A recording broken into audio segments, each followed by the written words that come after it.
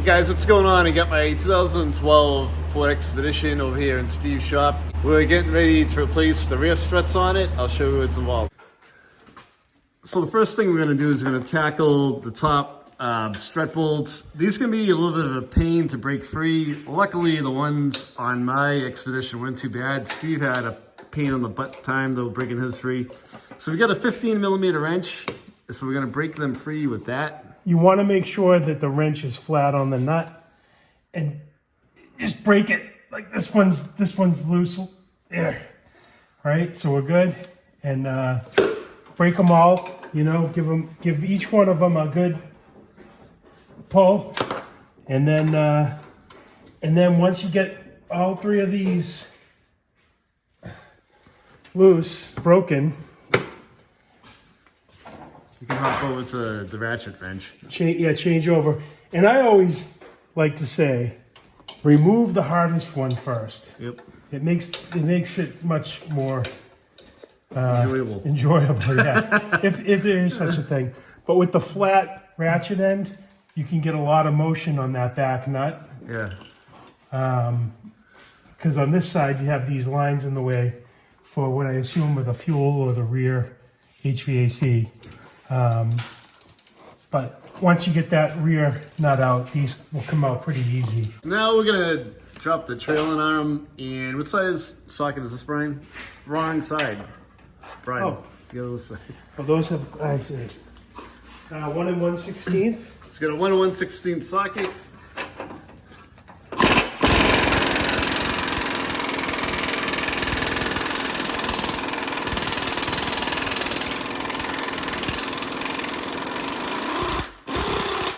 We're getting ready to take the bolt off of the bottom of the strut.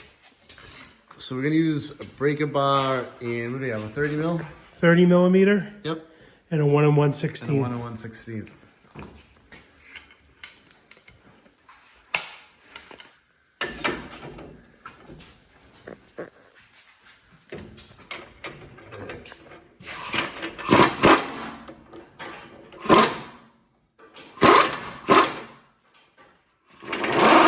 One 1/16.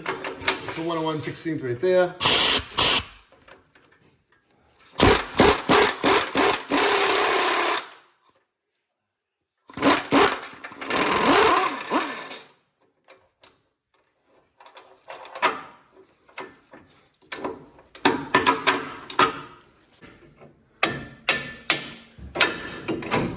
Okay. Yo. Brian, was there a nut that we kept at the top so it doesn't drop down?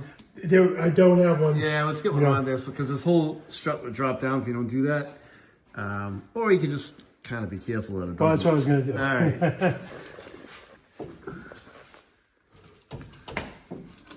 Pry bar.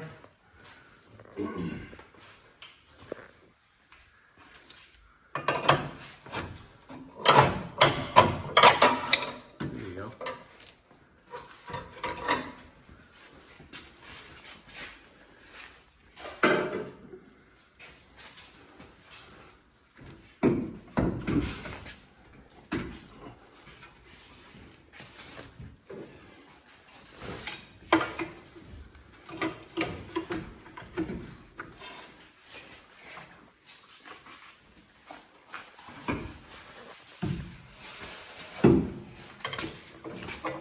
Brian, the bolt's still in there, you know. Ah, that would be why. Thank you. Hey, you may want to take that bolt all the way out. Yeah. As you can tell, Tony's working hard here today. Yeah. Shine this light right in your eyes.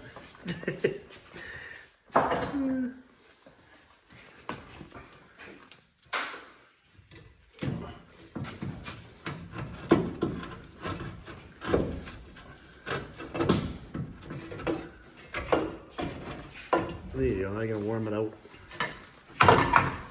So you've got to put this in a certain way, right, Brian? Yeah. If you look at it, there's a short and a long. Okay.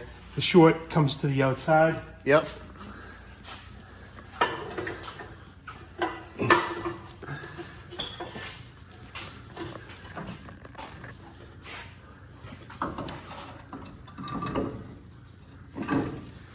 And just get it up in place. And put, even if you just get one nut in on there to hold it.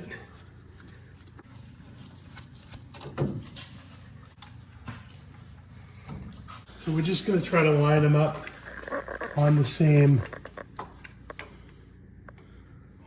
bolt. So you see, Yeah. so that needs to come to me a little. So you're gonna kind of cock it so that the worn marks from the factory, from where the strut was before, are in the same spots, right? Yeah. That's pretty close right there. Yep. It could actually go to the inside a little more. And then we'll check one more location. So that looks good too. You can't, you know, the other bolt was a little bit bigger, so you can see the outline all the way around it, but it looks centered in that outline. All right. Okay, so now that it's centered, we're gonna tighten up the 3 bolts on the top. What size wrench is that? This is a 15 millimeter. 15 mil. And we don't want to move it, so, you know, just try to snug them up slowly so that when it comes time to really torque them down, the assembly's not going to move on you. So you get a nice firm, and now you can really lock them down. Yeah, then you can kind of crank down on them. So you just want to crisscross them, snug them up like we were, so that it doesn't move on you.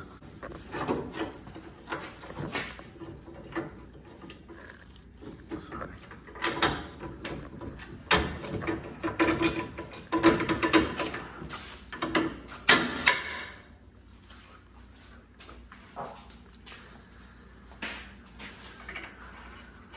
Put your bolt back on. And then we're going to get the other one caught on the other end of the trailer now.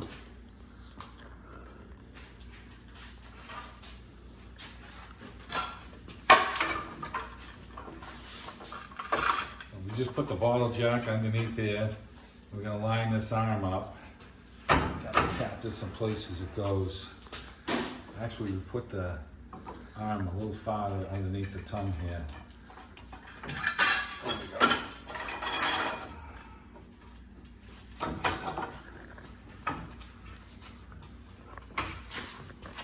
Get a little tap, I think, with the hammer.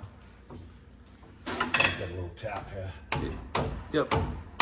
Let's get the hammer.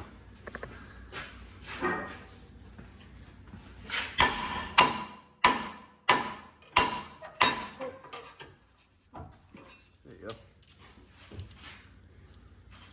So let's see. Yeah. Tell them about the catch nut. So the catch nut fits into that slot.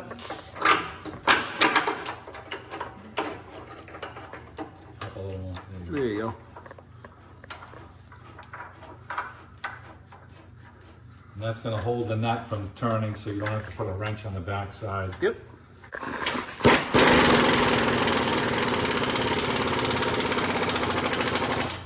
So a quick run through, when we were putting this in, we made sure that the bolt pattern fit the bolt pattern on the top. It will only go in one way. We ran the nuts down just to hold it firmly in place. And then we used the mirror and centered the existing marks. We centered these studs on the existing marks, tightened it down. Next step was lining up this lower control arm with the bottom of the strut assembly, throwing the bolt in, getting it somewhat tightened down, and then using the jack, raising up the arm on the inside, getting the bolt through, tightening that up, torquing it, double checking all the torques up here, here, here, and here, and that's it. So it is, you know, pretty straightforward job. The other side's done the exact same way. Yes. You typically want to do these in pairs. Yep. Doing them in pairs is always recommended. But this truck is going to ride so much nicer with these struts. Can't even wait. Yeah. 200 grand and counting.